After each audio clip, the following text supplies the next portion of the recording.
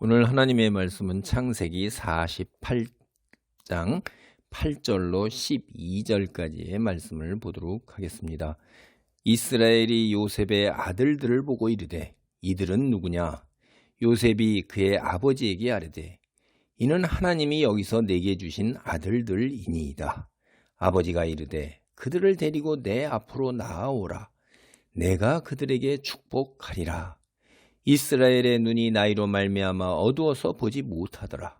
요셉이 두 아들을 이끌어 아버지 앞으로 나아가니 이스라엘이 그들에게 입맞추고 그들을 안고 요셉에게 이르되 내가 내 얼굴을 보리라고는 생각하지 못하였더니 하나님이 내게 네 자손까지도 보게 하셨도다. 요셉이 아버지의 무릎 사이에서 두 아들을 물러나게 하고 땅에 엎드려 절하고. 요게 48편 이제 8절로 48장 8절로 12절까지가 야곱이 그 요셉의 두 아들을 입양하는 입양식이에요. 입양식. 그래서 이게 이스라엘이 12지파가 12아들이 되는 게 요셉이 하나인데 요셉이 두 지파목을 차지하잖아요. 그게 이스라엘이 아들로 입양했기 때문에 그런 거예요. 이 아들로 입양한다 하는 게 대등한 권리를 누리기 위해서는 대등한 신분을 가져야 되잖아요. 우리의 신분이 뭡니까? 그리스도인의 신분이 하나님의 자녀예요.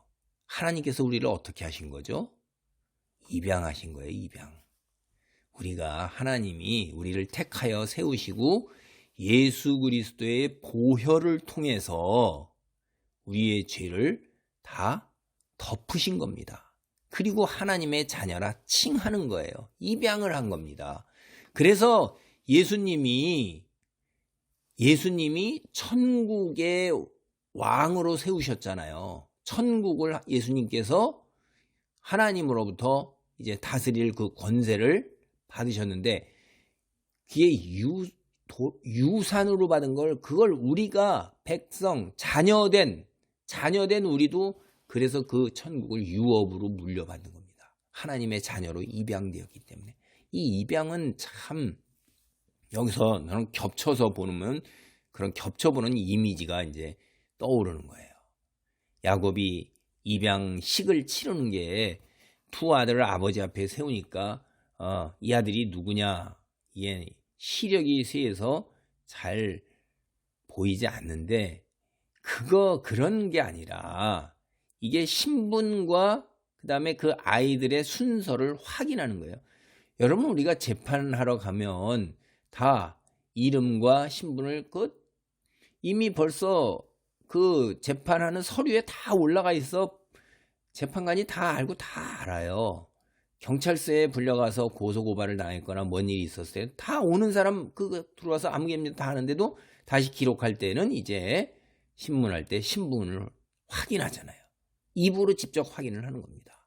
그래서 요셉은 하나님께서 주신 아이들이라며 하나님께 감사하는 말로 구절을 보면 입양식을 이제 시작을 했어요. 그리고 야곱은 11절을 보면 하나님을 찬양하는 것으로 이제 끝을 맺는 겁니다.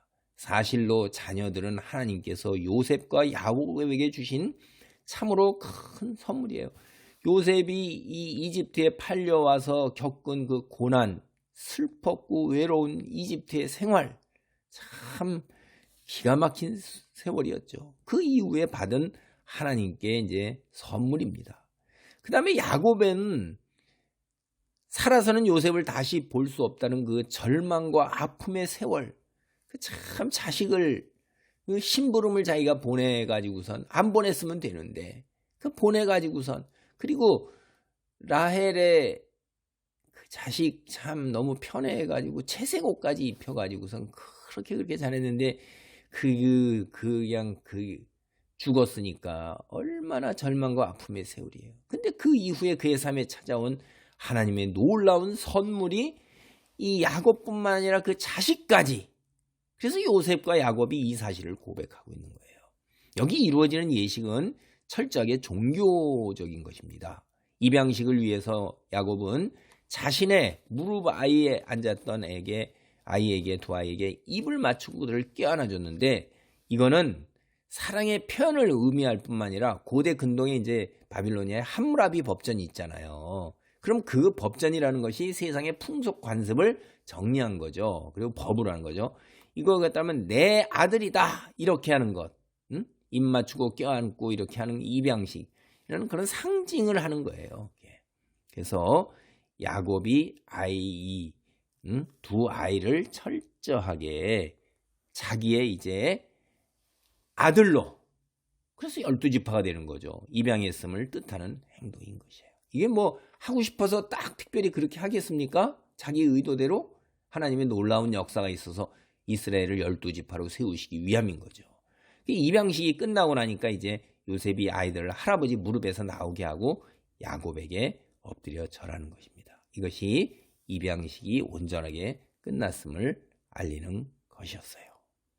그래서 성경에 나오는 이런 이야기들이 보면 여러분이 그 억지나 무리가 아닌 다음에는 이뤄지는 일들을 보고 그 배경에 있는 중의적인 것, 두 겹, 세 겹으로 이렇게 계속 쌓여 있어요.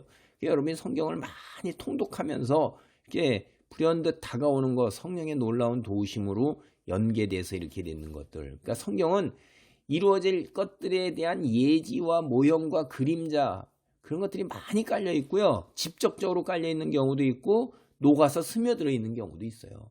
그래서 그걸 모른다고 해서 우리가 구원의 반열에 모르지 못하는 건 아니지만은 이 땅에서 풍성한 하나님의 말씀을 누리면서 은혜 가운데 사는데 굉장한 풍성함을 누릴 수 있는 것은 성경 말씀을 잘 아는 거예요. 통독을 많이 하시고 보면서 하나님께 은혜를 간구하면 말씀을 깨닫는 이 기쁨이 정말 대단한 것입니다. 저는 어떤 목사님, 박영선 목사님 설교 때 제가 이 깨달음을 얻게 될 때 몸에 막 전율이 와가지고선 전기 오른 것 같아가지고 어떻게 할 수가 없고 막 그냥 그런 체험을 여러 번 했어요.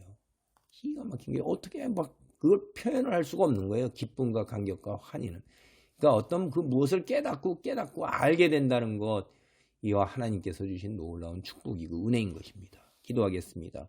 아버지 하나님, 야곱이 요셉의 두 아들을 자기의 아들로 입양을 합니다. 그래서 이제 11명에서 12명이 되어 온전한 12지파가 형성이 되는 것을 봅니다. 주님의 놀라운 역사가 우리의 일상사 속에서 개입과 간섭이 있음을 봅니다. 우리는 잘 모르고 때로는 알지도 못하지만은 우리가 하나님의 다스림 가운데, 하나님의 구원의 역사 가운데에 우리가 살아가고 있음을 이 일을 통하여 다시 한번 생각해 봅니다. 늘 하나님의 구원의 역사, 그 가운데 있음을 깨닫고 빛의 자녀로 이 땅에 살아가는 동안에 하나님 영광 드러내며 하나님의 복음을 전하며 하나님의 은혜와 사랑 안에 머물도록 축복하여 주옵소서. 예수님의 이름으로 기도하옵나이다. 아멘.